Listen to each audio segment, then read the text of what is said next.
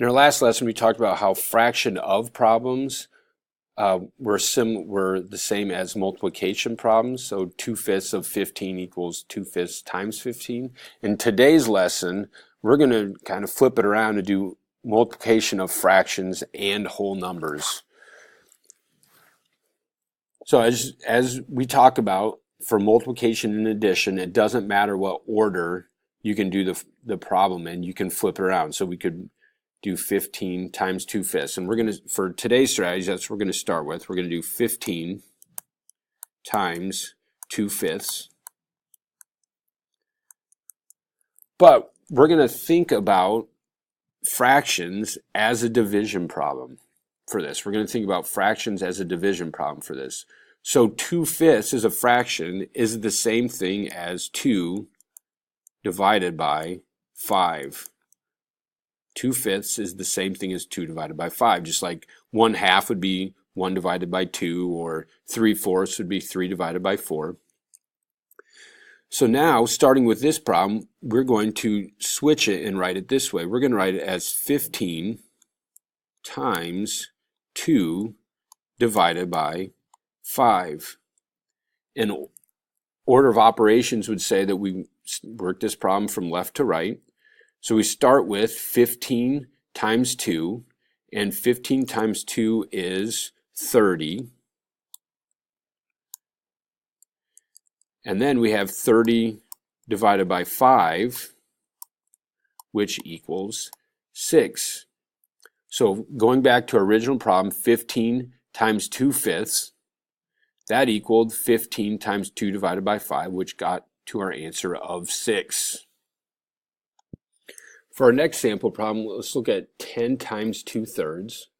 And again, 10 times 2/3, we could think about it as 10 times 2 divided by 3. 10 times 2 is 20. Then 20 divided by 3, well, 20 divided by 3 isn't going to give us a whole number answer.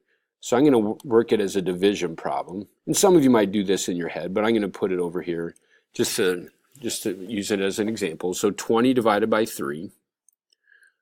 Well, I know that there's no groups of 3 in 2, but there are 6 groups of 3 in 20. 6 times 3 is 18. We subtract. We have a remainder of 2. So when we go to put this into our answer, the whole number here, the quotient, is going to be the whole number.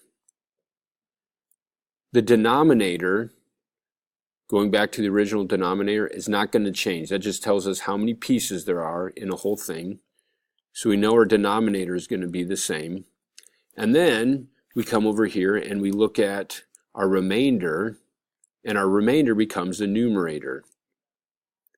So 10 times 2/3 equals 6 2/3. We're going to finish up here with a picture just to show why this all works out the way that it does. And in the previous problems, you may have noticed that our answer, our final answer, ended up being smaller than the whole number we started with. And sometimes students get confused that when we multiply, we get a bigger answer. But that's not true in all cases. Just for example, let's say if we did 6 times 1. So if we did 6 times 1, that equals 6. But if we did 6 times anything, if we did 6 times anything less than 1, if we did 6 times anything less than 1, I'm not writing this great, but then our answer has to be less than 6. Because if we multiply 6 by anything 1 or more, the answer is going to get bigger. So if we multiply 6 times anything less than 1, all of our answers are going to be less than 6, or less than the whole number that we started with. So if we start with 6 times 3/4, first thing we're going to do is we're going to divide all of our pieces into force.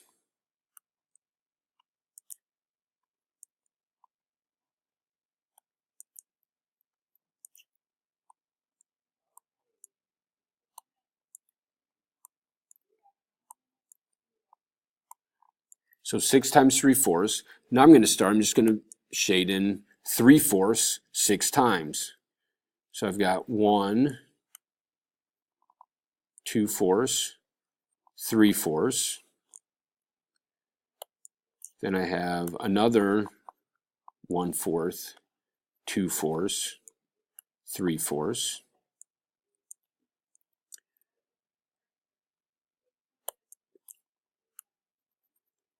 One-fourth, 2/4, 3/4. So that gives me 3. And then we'll go another 3/4.